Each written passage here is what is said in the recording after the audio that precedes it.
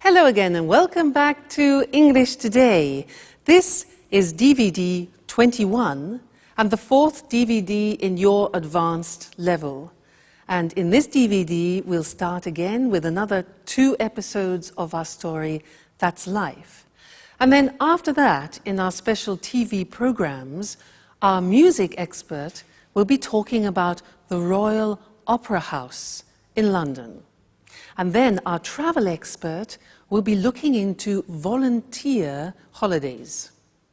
Then, in the grammar section, we will look at ways of expressing your likes and dislikes. And we'll also study different ways of expressing feelings of regret. All right? So enjoy your viewing.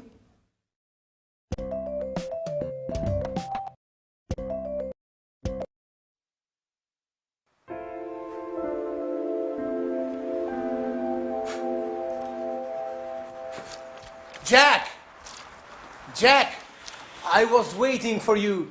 Have you got a minute? Sure, Edward. What's up? You want to put some muscles in your film? Oh, Jack, you're quite a joker. I need some advice about a rather delicate matter. Well, it's about women. Oh, well, then you've come to the right person when it comes to women.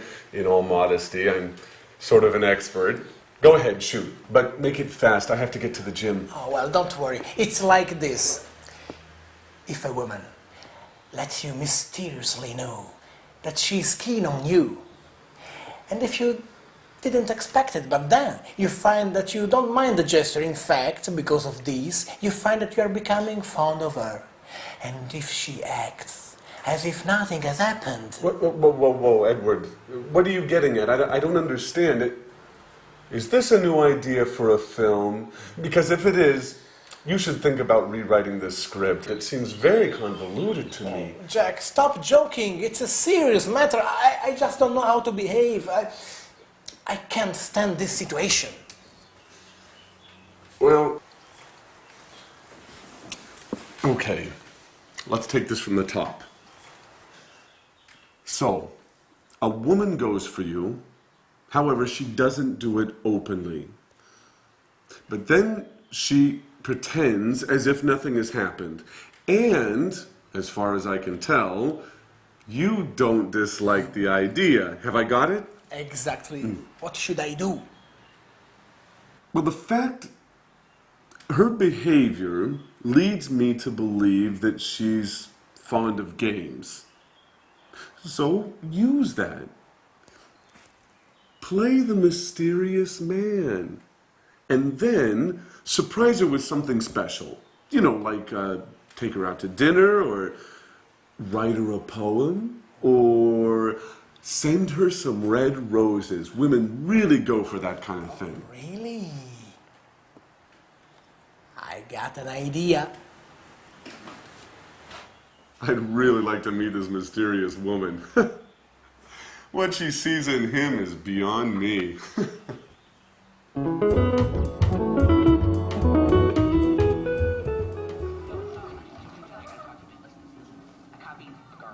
Edward? Edward? Edward? Would you mind not watching the TV for a moment?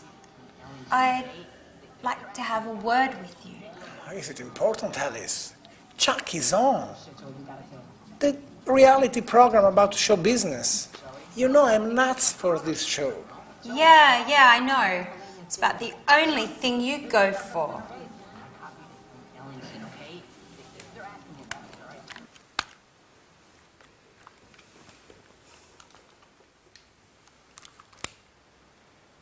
What's up, Alice? What's bothering you? Edward, I'm sorry. I didn't mean to be rude. It's just that... has something... What? I mean...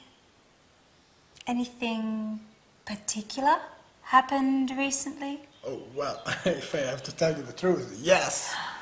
Great. So, what? So what are you getting at? Well, what did you think about it? Were you pleased by it? Oh, yes, very much, but why we are talking about such embarrassing things? Well, I think you should talk about it, Edward. Once and for all. You think you know me? I'm not good with words. Well then, get into action. I think you've already waited long enough. Maybe you're right. I'm a klutz, aren't I, Alice? Well, yes, but you can fix it. I'll surprise you. By the way, Alice, have you decided what are you going to wear for our date yet? Oh, our date? Are you serious, Edward? Sure, our date with Mr. Martin, the television producer. That date? Have you forgotten? No, don't worry. I haven't forgotten about it.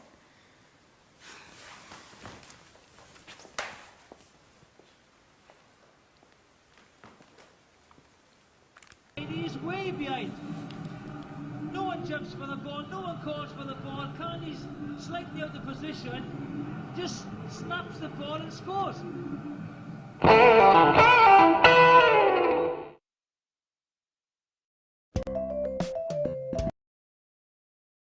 Hello again, and welcome back.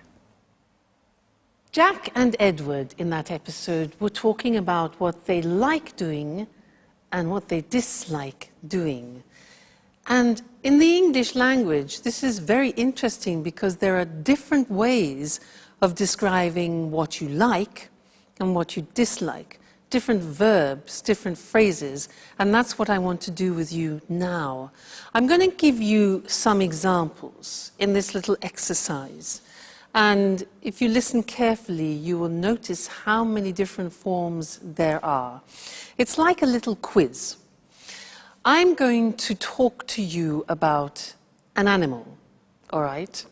I'm going to describe what this animal likes doing and dislikes doing, and then I want you to try and guess what the animal is, all right? So are you ready? Listen carefully.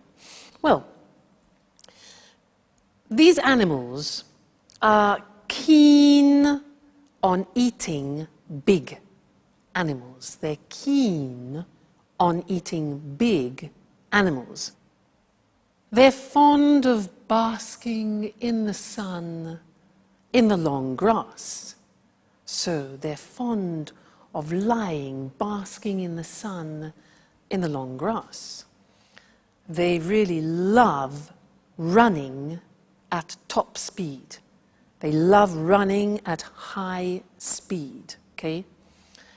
They can't stand getting wet. Like when it rains, they can't stand getting wet. They can't bear being disturbed when they're eating. They can't bear being disturbed when they're eating. Another thing, they don't mind the presence of man, but at a distance. All right? Okay. They dislike being close to lions. Dislike being close to lions. They hate being disturbed when they are with their cubs, with their babies. Okay, their babies, their cubs. As animals, they don't go in much for making noise. They don't go in for making noise. They're silent, they're quiet. And for them, it's all right to eat only twice every 4 days, so once every 2 days. They don't have to eat every day. So, have you guessed the animal? It's a cheetah. Now remember that in English, a cheetah is not Mr. Monkey. A cheetah in English is the fastest animal in the world. It's the cat, the wild cat with dots. That's the cheetah. And that's what I was describing. All right? Now let's look more closely at the language that I used. So, if we are talking about likes, these are the possibilities. You can use the verb to be keen on. Now notice that these verbs are followed by the gerund form because we have a preposition. So, I'm keen on skiing. Keen on plus gerund means I'm enthusiastic about it. I'm fond of. I'm fond of learning English. Same meaning, okay? It means I like it very much. Keen on, fond of, plus gerund. You can have the negative too. I'm not so fond of going to the cinema alone, for example. Now, what about negative? I can't stand is the same as I hate. Very, very common use, this. I can't stand getting up early in the morning. Gerund. I can't stand getting up early in the morning. We also say, I can't bear. Look at the pronunciation. I can't bear. All right? Getting up early in the morning. I can't bear drinking beer, for example. You can say, I really love doing something. I really love playing tennis. Now, you can say, I don't mind doing something. Now, I don't mind means I don't particularly like it. I don't particularly dislike it. So it's okay, it's nothing special for me. So I don't mind playing tennis, but it's not my favorite sport. All right? We also have the verb dislike. I dislike playing tennis. All right? So see how many they are. It's really interesting. Another one which is much less known, but we use it quite a lot, is to go in for. Listen to this. I don't go in for watching documentaries. I don't go in for playing tennis. Again, which means I'm not interested in it. All right? Another thing is, well, it's all right. Again, this is non-committal. It's all right playing tennis, but it's not my favorite sport. All right? And then something similar to all right is it's okay. Well, it's okay eating rice, but I'm not really very enthusiastic about it. So you see how many different examples we have to describe like and dislike in English. And again, these are things that we use every day, so you need to practice them often.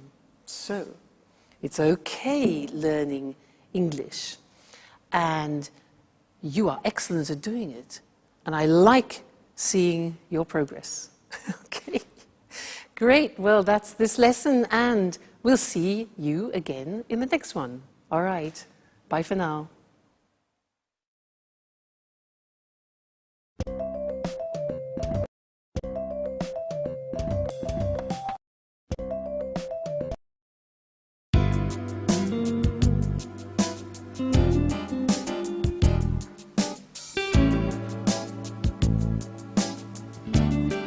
Great.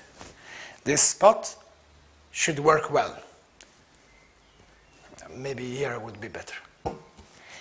And I'll put the card here, next to this. Let's give it a quick once over again.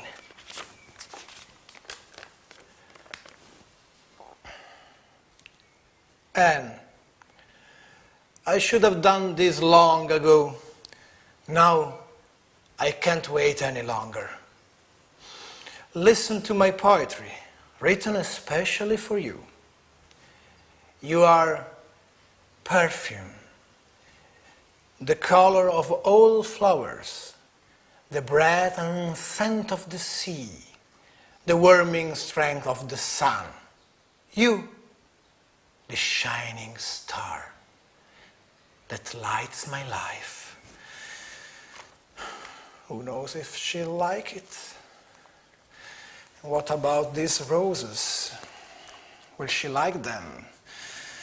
And what if she makes fun of me? Perhaps I shouldn't have listened to Jack, but of course. It makes no sense to go on as if nothing has happened. Somebody has to take the first step. I'll await you tomorrow night here in the living room. When everyone is asleep, we'll be able to be alone. Finally. Alone. Okay, that is done. There's nothing more to do now but wait. Anne will be home soon. Thank God Alice won't be here at least for 2 hours. And Jack is at the gym, yes. I calculate everything perfectly. Now it's time for me to leave as well. I don't want Anne to see me here. Here she is. It's time to go. Excellent. Great, Edward. The moment of truth approaches. They'll never call me an amateur again. Right, fine. Bye-bye. Oh, is the door open? Bloody cat's coming. Oh, what are these? For me? Oh, they're beautiful. I wonder who sent them. Oh, what poetry. Who could have written it?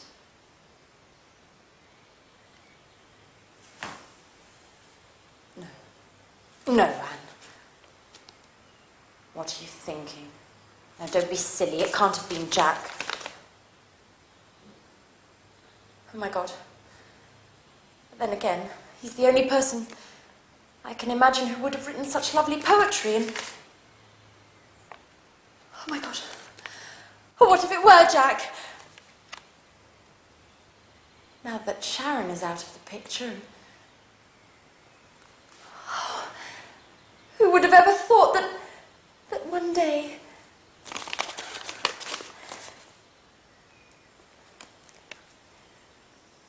Oh, Jack.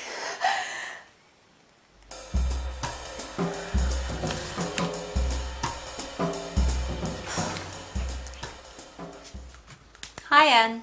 Hi, Alice. My, aren't we feeling chirpy today? Yes, we are feeling chirpy. I've just received a mysterious and completely unexpected surprise. So, what is it? What's all the suspense for? I'm sorry, Alice. I'd like to keep it a secret for the time being. There's something I have to check up on first. But don't worry, I'll tell you soon enough. Now, why don't you tell me, how's it going with Edouard? By the look on your face, I would guess things aren't going very well. You said it. A complete and utter disaster. I should never have written that card. Why? What's the matter? That's the problem. Nothing has happened. Edouard acts as if he'd never read that card. And yet I know he read it. I'm absolutely certain of it. Why are you so sure? Well, he told me in no uncertain terms. I fished around, vaguely, and he admitted that something strange had happened, and he also said that he was very pleased. And then nothing. No words, no actions. At this point, I think he was referring to something else entirely. Or else, I just have to accept the fact that he isn't interested in me. Oh, don't get depressed, Alice. If you want my opinion, I think you should have told him in person. Face to face is always better than playing games. At any rate, you've still got time. Why don't you sit down and have an earnest word with him? No way! To be embarrassed further? Anyway, there's something fishy about this whole story. Either Edward is acting like a complete fool, or else he hasn't truly understood what I feel for him. Oh, I need some clarity. From now on, I'm going to scrutinize his every move.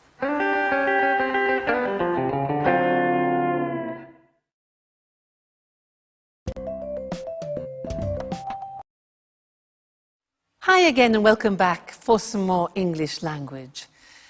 Did you hear Alice talking about her regrets? Do you know that regrets, when you do something you wish you hadn't done, that's a regret? Well, there are different ways to express that in the English language. She said, I wish I hadn't written that card. I shouldn't have written that card. That's another possibility. There are, in fact, 3 possibilities in English of expressing regret. And I want to look at those with you. Because they're quite complicated, let's do it together on the screen, all right? Now, the first example is with should. Now, you know should. Should we use, for example, you should rest when you give advice. But if we put it into a past form, we use it to express regret. So the grammatical structure is should plus the infinitive have plus the past participle. So an example is, imagine, it's raining. I haven't got my umbrella, and you want to express a regret. So you could say, I should have brought my umbrella. You see, should, infinitive have, plus the past participle, bring, brought, brought. So you say, oh, damn, I should have brought my umbrella with me. So that's one example of expressing regret using should have brought. The second example is with wish. So it's raining and you think, oh, damn, I wish. Now, the grammatical form is I wish I had brought. That is the past perfect. Had is the auxiliary of have in the past, then the past participle. So, I wish I had brought my umbrella with me. So, I should have brought. I wish I had brought. And the last one is very similar to wish. It's if only I had brought my umbrella with me. So there again we have if only followed by the past perfect. If only I had brought my umbrella with me. All right? So 3 forms of expressing regrets. Let's practice. Situation. I've got sunstroke. My face is burning because I've been on the beach all day. Regrets could be, I shouldn't have stayed in the sun so long. Shouldn't have stayed. I wish I hadn't stayed in the sun so long. If only I hadn't stayed. Get the idea? Yeah? Good. Next situation. My car has broken down again. It's stopped. My car's broken down again. Regret.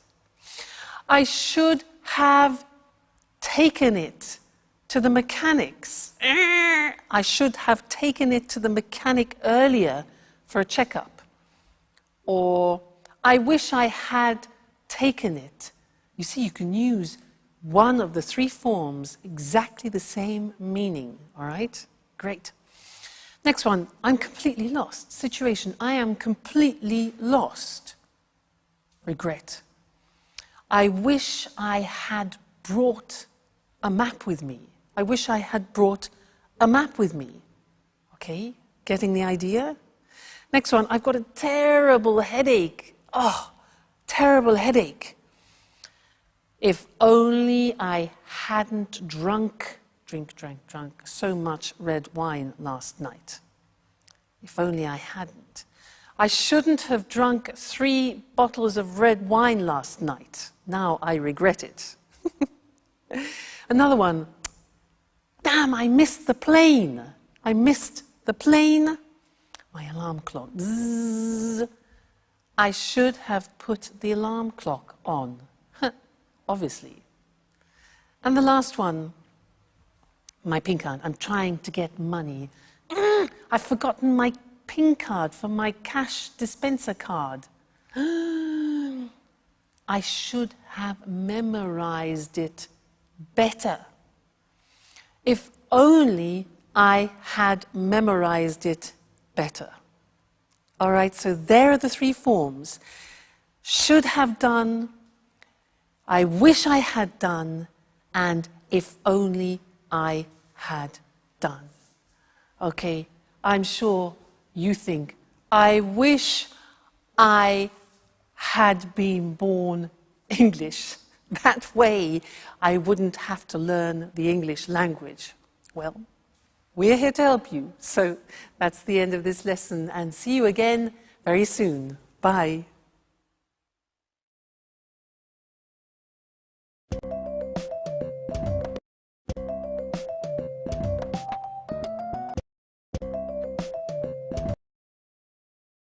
Hello and welcome to this week's edition of Music World. And of course, welcome to our music expert, Tony Moore. Hello, Lucy. And good morning to all our music fans. A great cultural icon with a very difficult recent history. A popular TV programme broadcasting these problems to a whole nation. And today, great performances to packed houses. I'm talking about the Royal Opera House at Covent Garden in London. The theatre dates back to 1732, but recently it's become more famous than ever. What exactly has been happening at the Royal Opera, Tony? Well, everything started with the restoration work that was begun in 1995. This work has now been completed, and we have the modern performance space that it is today. I can't see any trouble there. Sure. But the restoration work was partly funded by the National Lottery. What do you mean, partly funded? How much money came from the lottery? The lottery gave £58.5 million towards the work. Quite a lot of money. Remind me how the lottery works. Lottery tickets cost £1 and are sold all over the country. And there's a big draw once a week. OK, so the Royal Opera House received £58.5 million from the lottery. What happened next? The restoration work was completed in 1999. Tony Blair's Labour government had given the Royal Opera this lottery money on condition that it made opera less elitist in the future by keeping some of its seats reasonably priced for citizens earning an average wage. Did they do that? Yes. But let's not rush things. In 2001, the Royal Opera became even more famous when the BBC filmed a fly-on-the-wall documentary about the day-to-day running of the place. Well, the programme showed a real-life soap opera in action. During this period, the theatre was chaotically managed and was almost out of control. 5 executive directors left in the space of 5 years. There was ongoing conflict between management and employees, and the Royal Opera suddenly found itself at the centre of a political debate about the funding of the arts in the UK. Many people asked whether opera wasn't too elitist an art form to receive funding from the government. Why? Is the running of the Royal Opera completely funded by the government? No. But it does rely in part on the government. 31% of its funds come from government subsidies. Today, corporate sponsorship is becoming more important. In 2006, this amounted to nearly £16 million. Of course, the rest of the funds come from ticket sales. I see. And then, how does the story end? The BBC documentary programme was a great success. It had a huge audience. The TV project wasn't so successful for the Royal Opera management, as it entered a period of financial crisis. And there was an enormous amount of criticism because of the high cost of the renovation work, and because of the BBC TV documentary, which showed that the place was managed very, very badly. And today? Well, after so many years of difficult times, the Royal Opera is newsworthy simply because it isn't. For the last 5 years, the Royal Opera has been putting on successful operas and ballets. It's been doing a fine job. What's more, the Opera House has kept its promise. Now, it's attracting new audiences to listen to opera, and some of the seats are reasonably priced. So how much do tickets cost? The top price for a performance is usually £180, but half of the seats cost £50 or less, while the cheaper seats cost less than £10. Of course, they're not very close to the stage, but they are the cheapest grand opera seats in Europe. On an average evening, 48% of the audience is watching its first opera. So, a wider range of people are watching opera now in London. Oh, that's right. After a very difficult period, the Royal Opera is now running smoothly. Another soap opera with a happy ending. So, thanks, Tony, and Thanks. goodbye. Goodbye. And goodbye to all our music fans. So, the Royal Opera House, a cultural icon with a difficult history. A cultural icon is a famous symbol for one of the arts, music, writing or painting. But today it puts on performances to packed houses. Remember, the phrasal verb to put on means to organise and perform. A packed house is a theatre with every seat sold out. We say a place is packed when it's full of people. The restoration work that started in 1995 was partly funded by the National Lottery. To be funded by means to be financed by, to receive money from someone or something, in this case, the lottery. It was partly funded means that it received part of the money it needed. This money was given on condition that opera was made less elitist.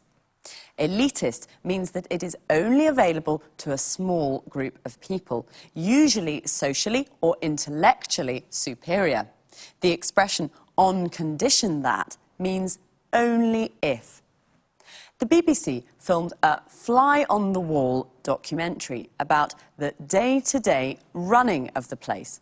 A fly-on-the-wall documentary is a programme that shows everything that happens in real-life situations. Day-to-day means daily, of every day. So the day-to-day running of the place means the normal, everyday administration of the place. This real-life soap opera showed the theatre was almost out of control.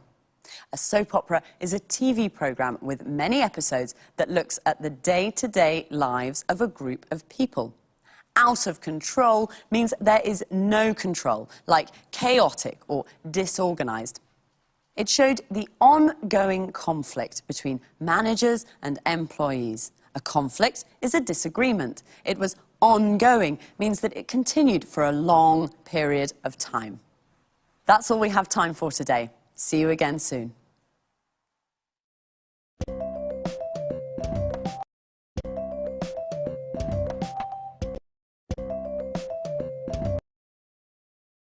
Hello and welcome to this week's edition of the Travel Programme. In the studio with me once again is Christine Oteng, our travel expert. Good morning, everyone. Well, what does the word holiday conjure up in your mind? White sand beaches, beautiful blue sea and fantastic seafood? Or maybe cool mountain air and invigorating walks through alpine forests? How about this? Think helping to build a dam outside a village in Uganda. Think helping out in a rural hospital in India. Think showing visitors round a castle in England. That's right, today's travel topic is volunteer holidays, a way to travel and do good at the same time. Am I right, Christine? Right. A volunteer holiday can be a true life-changing experience. Travel, visit new places and help local people at the same time. It's a great way to really make contact with local people, their culture and the kinds of problems they face, and you can help in a small way to solve some of those problems. Certainly a holiday with a difference. What sorts of places have volunteer holidays? There are two kinds of volunteer holidays, really. A lot of these holidays take place in developing countries, in Africa, India, and sometimes in South America. Other holidays can be found in Europe and North America. So there are lots of destinations to choose from. And what sorts of things can you do? There's an enormous range of activities to choose from. In the developing world, a lot of the work is based around helping on infrastructure projects, so you may help to dig a new well or build a new footbridge or perhaps a children's playground. Or you may decide to help out in a local hospital or in an orphanage. All sorts of useful projects to improve the daily lives of local people in small ways. And what about the work in developed countries? Well, here the work is slightly different. It's usually for charitable organisations, like, for example, the National Trust, an English charity that looks after many castles and old houses. It also owns many areas of beautiful countryside. Anyway, it's possible to do lots of interesting things for the National Trust. What, for example? As you mentioned earlier, helping to show tourists round a castle in the summer, there is a beautiful 15th century castle on an island off the northeast coast of England, Lindisfarne Castle. Well, they're looking for a couple to do this job for a fortnight. OK, I'll think about that. But do you have to pay for these activities? Yes, of course you have to pay. Volunteer holidays in developing countries tend to cost more because travel costs are higher and some of your money will go to help the local community. In this way, you help poor people twice. Just one question, Christine. During volunteer holidays, do you have to work all the time? Well, usually there's a split between volunteer work and sightseeing. For example, during a fortnight's holiday to Africa, you may spend the first week on your volunteer work and the second week visiting game reserves, relaxing, shopping, the sorts of things you normally do on holiday. Good. So you have time for fun too. OK, everyone, the next time you're trying to decide where to go on holiday, forget the beaches, forget the mountains, and start thinking about leaving your comfort zone for Africa or the English countryside. Thanks, Christine, for that fascinating information. Goodbye. And, of course, goodbye to all travellers.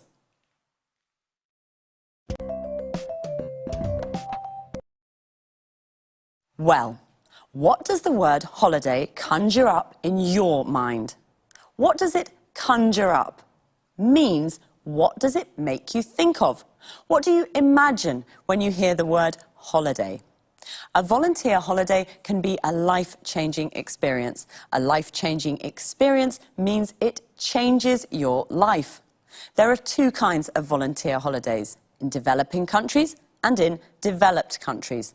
A developing country is a country with a low level of economic activity and low standards of living, like India and Africa. All these countries together are called the developing world. European countries are developed countries. There are lots of destinations to choose from. There are lots to choose from means that there is a big selection. There are lots of activities to choose from. You can help on an infrastructure project, a project that involves building or construction. You can help to build a footbridge, a bridge for people to cross on foot. You can help out in an orphanage. An orphanage is a home for children who have lost their parents. Notice how we say help to do something, help on a project, and help out in a place. You could also work for a charitable organisation in a developed country. A charitable organisation is an organisation whose aim is not to make a profit, but to help people in need. For example, you could spend a fortnight showing tourists around a castle in England. A fortnight is a period of 14 days. They're looking for a couple to do this job. A couple is two people, usually a man and a woman who are married or in a relationship together. OK, well, that's all for this week, so take care and study hard.